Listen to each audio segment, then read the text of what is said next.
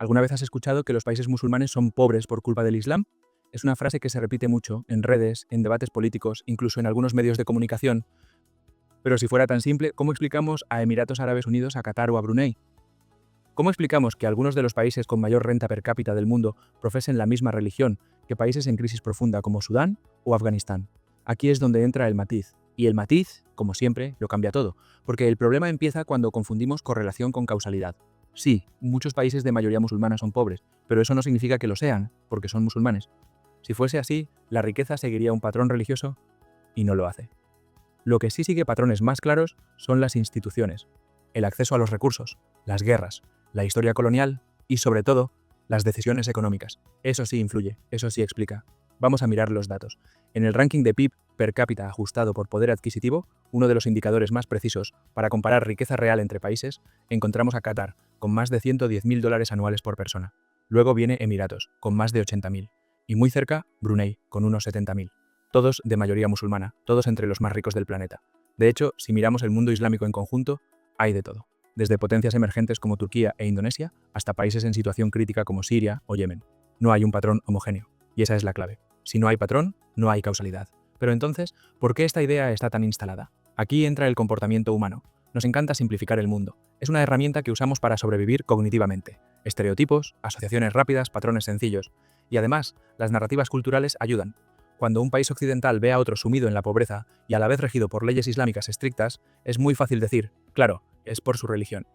Pero eso es ignorar siglos de historia, y es que muchos de estos países fueron colonias, mal gestionadas, explotadas, sin estructuras de Estado sólidas. Libia, por ejemplo, pasó de ser colonia italiana a una dictadura brutal con Gaddafi, luego una guerra civil interminable, y ahora es prácticamente un Estado fallido. Irak vivió invasiones, sanciones, guerras internas, y aún así tiene una de las mayores reservas de petróleo del mundo. No es religión, es política, es geopolítica, y también es negligencia internacional. Además, hay un dato que desmonta por completo la relación entre Islam y pobreza. Los musulmanes no solo viven en países musulmanes. Hay más de 50 millones de musulmanes en Europa, millones en India, en China, en Estados Unidos. ¿Y cuál es su nivel de vida ahí? Depende, claro, pero no está ni de cerca condicionado por su religión, sino por su entorno económico, su nivel de educación, su acceso al mercado laboral, las políticas de integración, es decir, lo mismo que condiciona la vida de cualquier otra persona. Y luego está el sesgo de disponibilidad. Lo que más se muestra, lo que más escandaliza, es lo que más recordamos. Así que, cuando oímos hablar de países musulmanes, suelen ser los que están en conflicto o crisis. Afganistán, Siria, Somalia. Pero, ¿cuánto oímos de Malasia, de Omán, de Kazajistán? Casi nada. Y eso distorsiona nuestra percepción.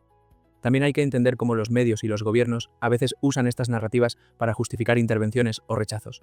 Si algo se percibe como atrasado o irracional, se convierte en blanco fácil. Y eso no es análisis, eso es propaganda. Entonces, ¿de dónde sale la verdadera pobreza?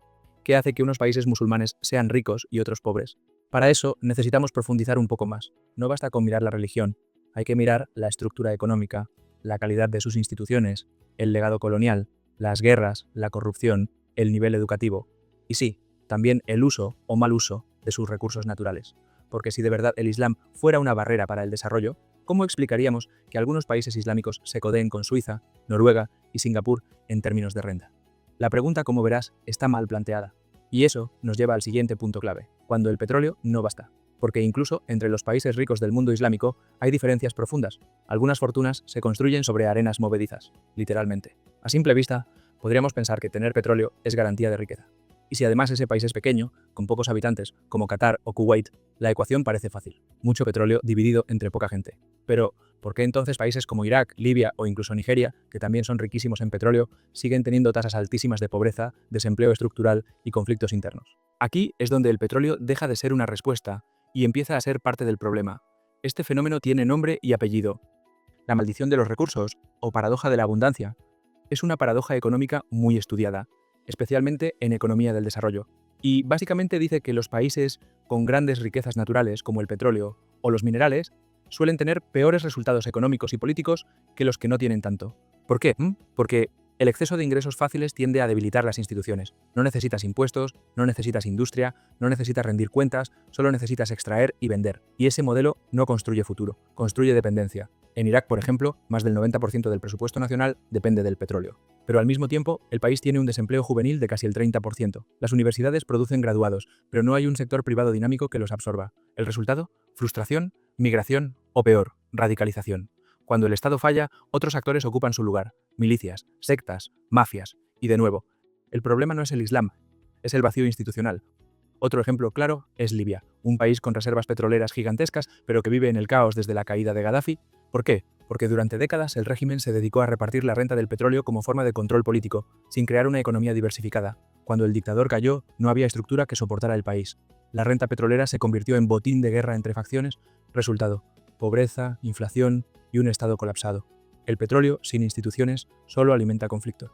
En cambio, países como Emiratos Árabes o incluso Arabia Saudita, aunque también tienen problemas, han comenzado a tantar a entender que el modelo rentista no es sostenible.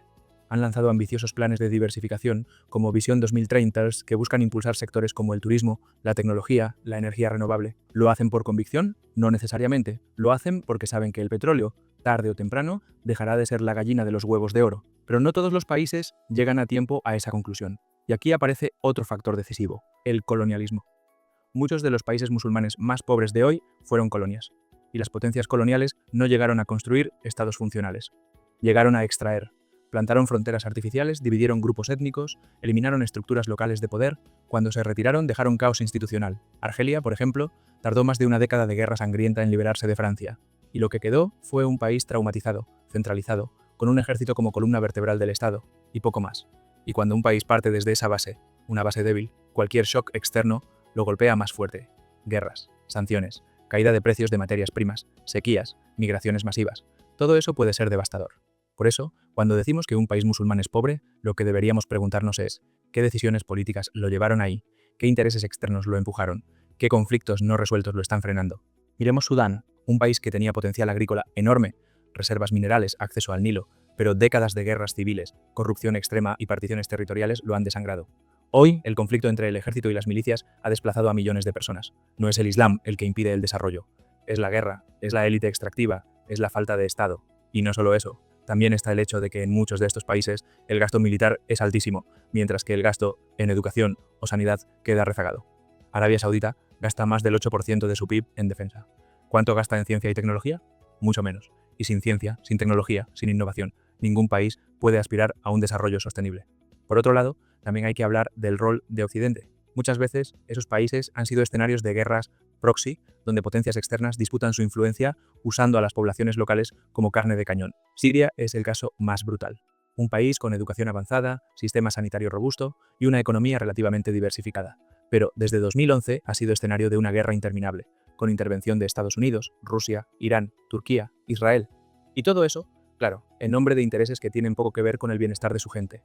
La religión, en todo esto, es más bien una pantalla, una bandera, una excusa que a veces se utiliza para justificar el poder, pero que no explica la raíz económica del problema, porque al final los países pobres no lo son por rezar diferente. Lo son porque sus élites han fallado, sus instituciones han sido frágiles y sus oportunidades han sido limitadas por decisiones humanas, tanto internas como externas. Entonces, cuando alguien te diga los países musulmanes son pobres, ya sabes que esa frase está mal construida, que el mundo es mucho más complejo, que no hay que mirar el Corán para entender la pobreza, sino los contratos petroleros, los tratados coloniales, los presupuestos públicos y los juegos de poder. Y ahora que lo sabes, ¿no te parece que juzgar el desarrollo de un país por su religión es como culpar al termómetro por la fiebre? Te leo en comentarios, y si quieres seguir explorando ese otro lado de la economía, suscríbete, activa la campanita y acompáñame en la próxima historia que nadie más te va a contar.